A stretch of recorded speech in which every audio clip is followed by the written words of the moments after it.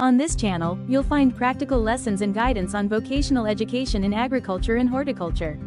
I'll be covering Solanaceous crop cultivator for classes 9 and 10. Floriculturist for classes 11 and 12. If you're a student, teacher or anyone interested in learning about agriculture, horticulture and nutrition, this channel is for you. Got questions or suggestions? Drop them in the comments or connect with me directly on Instagram. Don't forget to like, share, subscribe to stay updated with my latest videos. DM for more such videos and updates.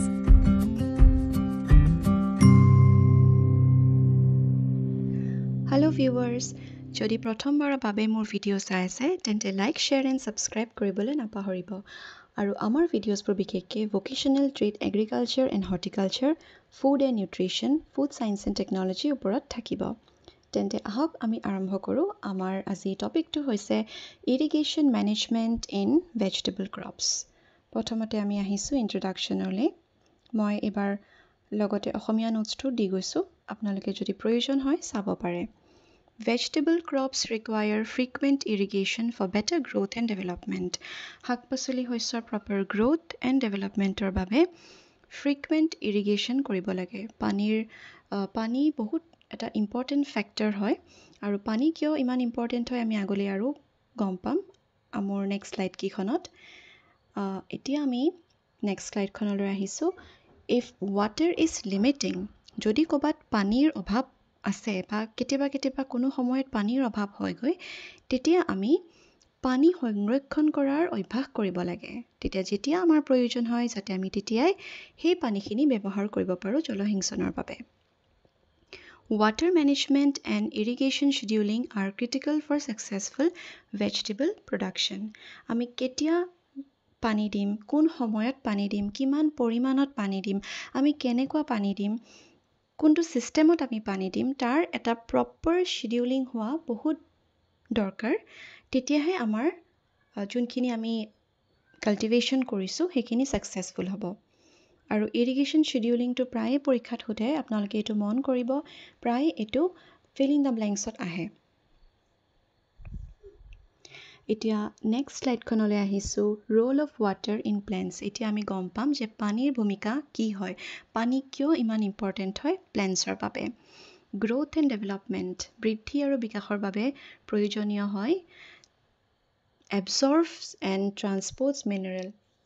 আমি চবেই জানো যে যিমানখিনি minerals আৰু nutrients আছে সেইখিনি root ছিষ্টেমৰ through দি absorb হয় আৰু ছইলৰ পৰা, মাটিৰ পৰা হয়, আৰু মাটিত মিনাৰেলছ যোনখিনি থাকে সেইখিনি ট্ৰান্সপৰ্ট কৰিবৰ কাৰণে আৰু সেইখিনি এবজৰ্ভ কৰিবৰ কাৰণে পানীৰ প্ৰয়োজন হয়।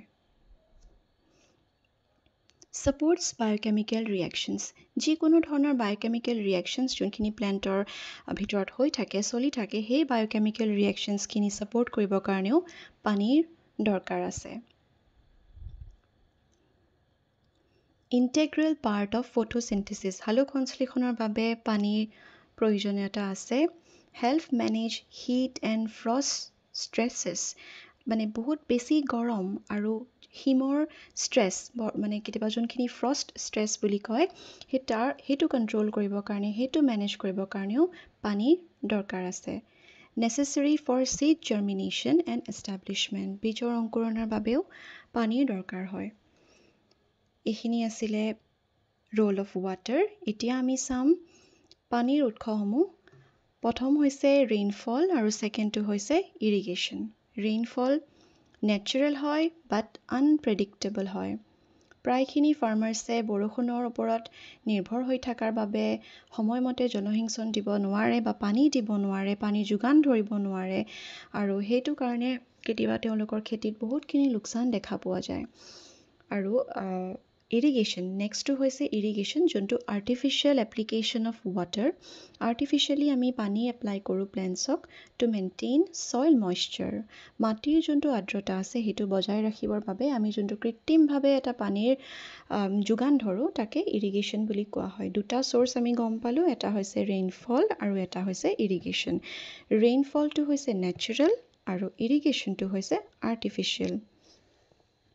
আমি কেতিয়াবা বৰষুণৰ পানীখিনি সংৰক্ষণ কৰি ৰাখোঁ, তাৰপিছত আমি সেইখিনি জলসিঞ্চনত প্ৰয়োগ কৰিব পাৰোঁ।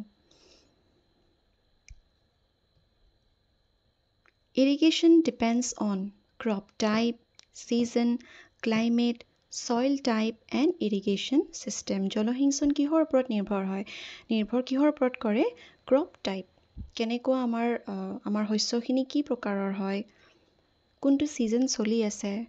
ক্লাইমেটটো কেনেকুৱা? গৰম, ঠাণ্ডা, কিমান টেম্পাৰেচাৰ, কিমান ডিগ্ৰীলৈকে গৈছে? মাটিৰ টাইপটো কেনেকুৱা? আৰু আমি কেনেকুৱা প্ৰকাৰৰ ইৰিগেশ্যন চিষ্টেম ব্যৱহাৰ কৰিবলৈ গৈ আছোঁ? বহুত ধৰণৰ ইৰিগেশ্যন চিষ্টেম আছে, বহুত ধৰণৰ পদ্ধতি আছে য'ত যেনেকৈ আমি জলসিঞ্চন কৰিব পাৰোঁ। যেনে বৰ্ডাৰ ইৰিগেশ্যন আছে, ফ্লাড ইৰিগেশ্যন আছে, ফাৰো ইৰিগেশ্যন আছে, স্প্ৰিংকলাৰ মেথড, ড্ৰিপ মেথড। আমি কোনটো প্ৰয়োগ কৰিম সেই তাৰ ওপৰত ইৰিগেশ্যনটো সেই চিষ্টেমটোৰ ওপৰতে ডিপেণ্ড কৰিব।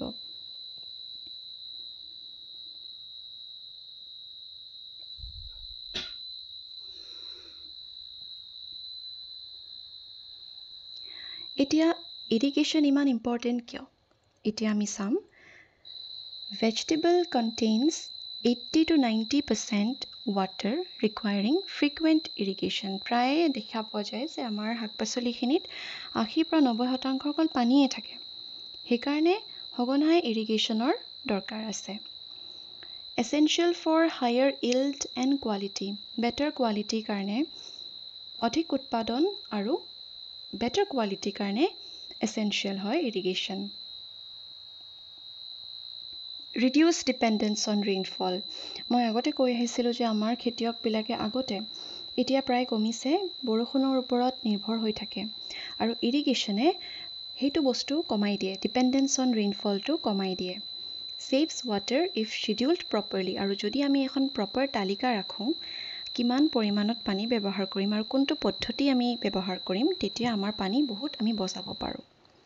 Enables multiple cropping in a year. আমি মাল্টিপল ক্ৰপৰ খেতি কৰিব পাৰোঁ। যোনখিনি খেতি আগতে সম্ভৱ হয়তো নাছিলে পানীৰ অভাৱৰ বাবে এতিয়া আমি সেইটো কৰিব পাৰোঁ। এতিয়া আমি চাম source of irrigation water. কেনেকুৱা source দেখা পোৱা যায় সেইটো আপোনালোকে চাব। এইটো প্ৰথমটো হৈছে surface water, তাৰপিছত হৈছে ground water. Surface water কি আহিছে? River আহিছে, pond আহিছে, canals আহিছে, lakes আহিছে আৰু dam আহিছে, dams. আৰু বাকী ground water. Surface waterটো সদায় ওপৰত থাকে, surfaceতে থাকে, সেইটো কাৰণে সেইটো surface water বুলি কোৱা হৈছে। Ground water যোনটো মাটিৰ তলত থাকে যেনেকৈ wells, tubewell আৰু borewell. ইয়াতে এটা মই বস্তু মেনশ্যন কৰিছোঁ আপোনালোকে চাব যে poor quality water can reduce এইটো Poor quality water can harm soil health, reduce yield and cause toxicity. পানীৰ যদি কোৱালিটিটো বেয়া হয় তেতিয়াহ'লে কিন্তু আমাৰ soilৰ healthত এফেক্ট কৰিব, আমাৰ উৎপাদন কমাই দিব আৰু toxicity cause কৰি দিব। যোনটো প্লেণ্টৰ হেল্থৰ বাবে বহুত বেয়া হ'ব পাৰে বা লোকচান কৰিব পাৰে। সেইকাৰণে যদি আমি পানী প্ৰয়োগ কৰি আছোঁ জলসিঞ্চনৰ বাবে তেতিয়াহ'লে সেই পানীখিনি কোৱালিটি ভাল হ'ব লাগে। সদায় ভাল কোৱালিটি পানীহে ব্যৱহাৰ কৰিব লাগে। এতিয়া এখন ইম্পৰ্টেণ্ট শ্লাইডলৈ আহিছোঁ criteria for suitable water for irrigation. এতিয়া মই ক'লোঁ যে আমাৰ পানীৰ কোৱালিটি ভাল হ'ব লাগে। কেনেকুৱা হ'ব লাগে পানীৰ কোৱালিটি? প্ৰথমটো হৈছে pH-টো 6.5 to 8.5 থাকিব লাগে। EC-টো এতিয়া কি হয়? EC-টো হৈছে ইলেক্ট্ৰিকেল কণ্ডাক্টিভিটি।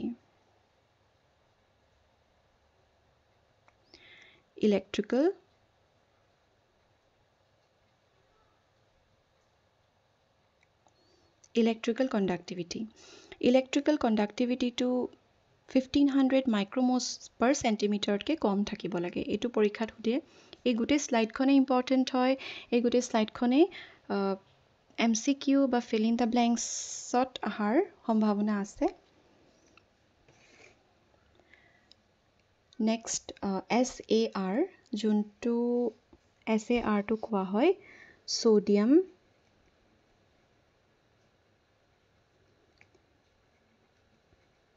absorption ratio. এইটো 10তকৈ কম হ'ব লাগে কাৰণ ছ'ডিয়াম যোনটো ছল্ট হয় সেইটো বহুত হেজাৰ্ডাছ হয়। সেইটো প্লেণ্টৰ হেল্থৰ কাৰণে ভাল নহয় আৰু ছইলৰ হেল্থৰ কাৰণেও ভাল নহয় ৰেচিডুৱেল সোডিয়াম কাৰ্বনেট এইটো থাকিব লাগে 1.5 mg per liter তাতকৈ কম থাকিব লাগে আৰু বোৰন কম থাকিব লাগে 1.0 ppm তকৈ কম থাকিব লাগে তেতিয়াহ'লে যদি এইখিনি ক্ৰাইটেৰিয়া ফুলফিল হয় তেতিয়াহে আমি ক'ব পাৰিম যে এইখিনি পানী জলসিঞ্চনৰ বাবে উপযুক্ত হয় এতিয়া এইটো কেনেকৈ গম পাম বুলিলে আপোনালোকে পানীৰ টেষ্টিং কৰিবৰ কাৰণে দিব পাৰে আজিকালি সৰু সৰু কিছুমান কিট আহে সেই কিটবিলাক যদি আপোনালোকে পাৰে তেতিয়াহ'লে সেই কিটবিলাকত আপোনালোকে ৱাটাৰ টেষ্টিং কৰিব পাৰে তাত লগত মেনুৱেল আহে পৰ্টেবল ৱাটাৰ টেষ্টিং কিট বুলি কয় আৰু যদি তেনেকুৱা কিট সমূহ ব্যৱহাৰ কৰিবলৈ অসুবিধা হয় তেতিয়াহ'লে আপোনালোকে পানী টেষ্টিঙৰ কাৰণে পঠিয়াব পাৰে নেক্সট আমি আহিছোঁ ৱাটাৰ কোৱালিটি মেনেজমেণ্ট মেজাৰ্ছলৈ পানীৰ কোৱালিটি আমি কিদৰে মেনেজ কৰিব পাৰোঁ আমি পানীত জিপছাম মিলাব পাৰোঁ ছালফাৰ মিহলি কৰিব পাৰোঁ লাইম মিলাব পাৰোঁ আৰু লিচিং কৰিব পাৰোঁ লিচিং কৰিলে যোনখিনি এক্সেছ সল্ট হয় সেইখিনি ৰিমুভ হৈ যায় মোৰ ফ্ৰিকুৱেণ্ট ইৰিগেশ্যন আমি সঘনাই জলসিঞ্চন কৰিব লাগে বা দিব লাগে avoid sprinkler method if water quality is পুৰ আমি যোনটো স্প্ৰিংকলাৰ পদ্ধতি হয় যোনটো এটা স্প্ৰিংকলাৰটো এনেকুৱা বস্তু এটা হয় য'ত পানীটো এনেকৈ ফাউণ্টেইনৰ নিচিনাকৈ ওলাই আহে আৰু নহ'লে ওপৰৰ পৰা শ্বাৱাৰৰ নিচিনাকৈ পৰে এটা নজল থাকে পানীখিনি এনেকৈ এই ধৰণত পৰে বৰষুণৰ নিচিনাকৈ পৰে আৰু যদি পানী কোৱালিটি যদি ভাল নহয় তেতিয়াহ'লে এই এনেকুৱা স্প্ৰিংকলাৰ পদ্ধতি আমি এভইড কৰিব লাগে কাৰণ তেতিয়া আমাৰ প্লেণ্টছৰ হেল্থত এফেক্ট কৰিব যদি পানী কোৱালিটি বেয়া হয় তাত যদি ৱাটাৰখিনি যদি কণ্টামিনেটেড হয় তাতে বেক্টেৰিয়া ফাংগাছ আৰু যিকোনো ধৰণৰ মাইক্ৰ' অৰ্গেনিজমছ থাকে তেতিয়াহ'লে আকৌ সেইখিনি মাইক্ৰ' অৰ্গেনিজমছে বেমাৰ কঢ়িয়াই আনিব আৰু সেই বেমাৰখিনি আমাৰ প্লেণ্টছবিলাক নষ্ট কৰি পেলাব এভইড ক্ল'ৰাইড এণ্ড বোৰন বেছ ফাৰ্টিলাইজাৰ্ছ ক্ল'ৰাইড আৰু বোৰন বেছ ফাৰ্টিলাইজাৰ যোনবিলাক ফাৰ্টিলাইজাৰত ক্ল'ৰাইড বা বোৰন থাকে আমি সেইবোৰ এভইড কৰিব লাগে কাৰণ কি হয় যদি বোৰন আৰু ক্ল'ৰাইডৰ মাত্ৰা বহুত বেছি থাকে তেতিয়াহ'লে সেইটো প্লেণ্টছৰ কাৰণে টক্সিক বুলি ধৰা হয় আৰু কিছুমান প্লেণ্টছ বোৰনৰ পৰা ক্ল'ৰাইডৰ পৰা বহুত বেছি চেঞ্চিটিভ থাকে আৰু গ্ৰ'থত আৰু উৎপাদনত বহুত হেম্পাৰ কৰে সেইকাৰণে আমি বোৰন আৰু ক্ল'ৰাইড বেছ ফাৰ্টিলাইজাৰ্ছ এভইড কৰিব লাগে নেক্সট চিলেক্ট টলাৰেণ্ট ক্ৰপ কিছুমান ক্ৰপ আছে যোনখিনি বহুত টলাৰেণ্ট হয় যিকোনো পৰিস্থিতিত পটককৈ বেয়া হৈ নাযায় আমি তেনেকুৱা ভেৰাইটি কিছুমান আমি ব্যৱহাৰ কৰিব লাগে এইটো তাৰ অসমীয়া নোটছখিনি হয় যদি আপোনালোকে বিচাৰে ভিডিঅ'টো প'জ কৰি পেলাই লিখিব পাৰে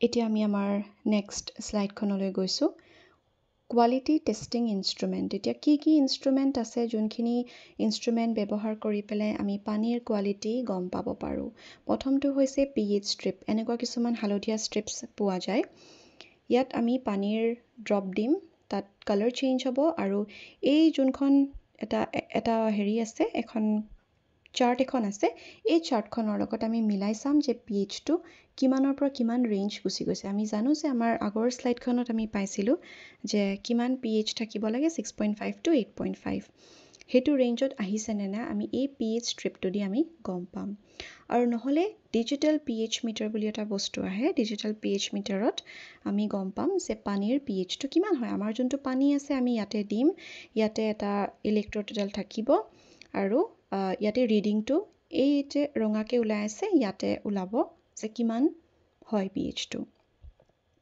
নেক্সট আহিব আপোনাৰ এটা EC metre electrical conductivity metre ইয়াতেও আপোনালোকক ৰিডিংটো দিব আমি ইয়াতে আগৰ স্লাইডখনত আকৌ আমি গৈছোঁ আমি পঢ়ি আহিছিলোঁ যে ইলেক্ট্ৰিকেল কণ্ডাক্টিভিটি কিমান হ'ব লাগে it should be below' 1500 micromhos per centimetre ইমান হ'ব লাগে তেতিয়া আমি গম পাম যে এই পানীখিনি আমাৰ উপযুক্ত পানী হয় জলসিঞ্চনৰ বাবে তেতিয়াহ'লে আজিৰ এই গোটেই টপিকটোত আমি গম পালোঁ যে জলসিঞ্চন কিয় প্ৰয়োজন হয়, পানীৰ ভূমিকা আমি গম পালোঁ, কিয় পানী ইমান এচেঞ্চিয়েল হয়, তাৰপিছত আমি গম পালোঁ যে পানীৰ চ'ৰ্চ কি হয়, ইম্পৰ্টেঞ্চ কিয় হয়, আমি কিয় ইৰিগেশ্যন আমি কৰিব লাগে, কিয় ইম্পৰ্টেণ্ট হয়, আমি সেইখিনি গম পালোঁ। আশা কৰোঁ যে আপোনালোকে এই ভিডিঅ'টো চাই পেলাই ভাল পালে, আৰু যদি ভাল পাইছে তেতিয়াহ'লে লাইক, শ্বেয়াৰ এণ্ড ছাবস্ক্ৰাইব কৰিবলৈ নাপাহৰিব। যদি এইখিনি নোটছৰ PDF লাগে তেতিয়াহ'লে মোক ইনষ্টাগ্ৰাম বা লিংকডইনত আপোনালোকে DM কৰিব পাৰে। Thank U.